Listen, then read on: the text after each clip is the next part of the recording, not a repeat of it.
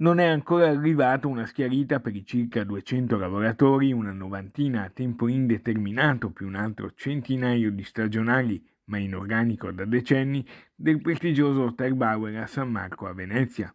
Il grande albergo veneziano ha chiuso dal 1° novembre per un lungo intervento di restauro programmato. La proprietà, in mano alla società immobiliare Signa, tra le più importanti al mondo, non ha ancora revocato la procedura di licenziamento collettivo che dovrebbe partire dal 1° gennaio 2023. Dopo circa 6 mesi di trattativa, la situazione delle lavoratrici e dei lavoratori dell'Hotel Bauer rimane incerta. E rimane incerta anche dopo il via libera del Ministero del Lavoro di Roma che, sollecitato dalle organizzazioni sindacali, dava l'ok all'applicazione di un ammortizzatore sociale per tutte queste famiglie. Rimane incerta perché l'azienda ad oggi non ha ancora stipulato con le organizzazioni sindacali un accordo per la tutela e la salvaguardia di tutti questi lavoratori.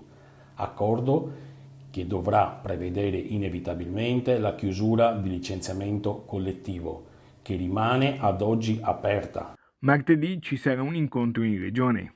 Il licenziamento di tutte queste persone dal 1° gennaio 2023.